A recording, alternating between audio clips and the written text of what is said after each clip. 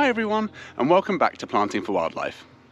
If you're watching this video, you probably love David Austin roses, also known as English roses, just as much as I do.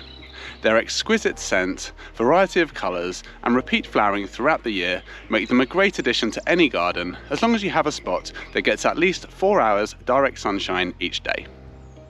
English shrub roses always look beautiful, but for me, they really come into their own when planted together with more naturalistic companion plants.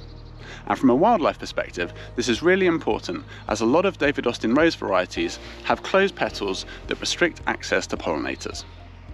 I've got my top 5 companion plants for you that are not only great for pollinators, but can also help to keep your roses healthy too. First up are my favourite type of bulbs to grow, alliums, with their perfectly spherical flower heads that contrast beautifully with the softer form of roses. As well as attracting a host of beneficial insects, alliums also act as a natural repellent to aphids and other subterranean pests of roses by emitting an onion odour that humans can't smell, but to the pests masks the smell of the roses. If you want your alliums to be flowering at the same time as your roses, varieties like Purple Sensation and Mount Everest are probably a little bit early. Globemaster is a great option that flowers a little bit later and doesn't get too tall. Ideally, you don't want your alliums towering over your rose blooms. For a more naturalistic looking option, drumstick alliums work really well and are one of the latest flowering alliums from May until June.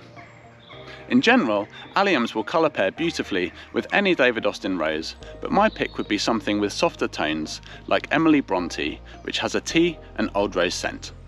Next up is Nepeta, also known as catmint.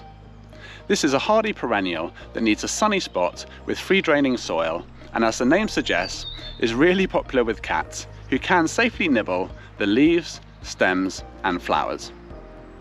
Its aromatic foliage should also help to fend off aphids, and its spikes of small lavender coloured flowers will be covered in bees.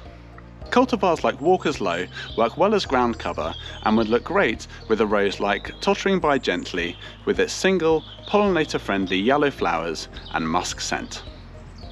For a taller rose like Thomas Becket, I'd probably use a larger Nepeta, something like 6 Giant Hills, which gets to around 1 metre tall and wide. Next up are Veronicastrum, which give a nice strong vertical accent next to the more rounded rose blooms. These are herbaceous perennials that like full sun or partial shade, will tolerate most soils and have a nice long flowering period from June all the way to September. The variety I have in my own garden is the pure white one called Alba, and if you're looking for a monochrome colour palette, it would pair beautifully with my favourite David Austin rose variety, Desdemona, with its stunning old rose and citrus scent. Or, for a more vibrant combination, Veronicastrum Apollo with its lavender coloured flowers would pair really nicely with a deep pink rose like Gabriel Oak or James L. Austin. Next up is probably one of the most classic combinations with roses, hardy geraniums. Like alliums, these plants help to keep your roses healthy by repelling Japanese beetles, aphids and other rose beetles. They're great for pollinators too, flowering from June all the way through to November, when pretty much nothing else will be in flower. In terms of varieties, there's so many to choose from, but I really like the bluer colours as they'll look great with pretty much any pink or yellow coloured rose.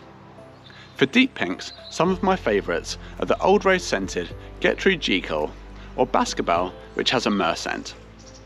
A light pink rose like Gentle Hermione would also work really well. On the yellow side, Dame Judi Dench or Grace would be my picks. Finally, for the ultimate cottage garden combination, lavender makes for a stunning summer display, will smell amazing and attracts ladybugs, the ultimate predator of aphids.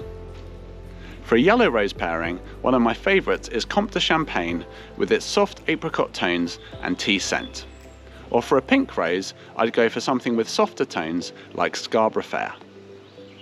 Thanks everyone for watching, I really hope you enjoyed the video.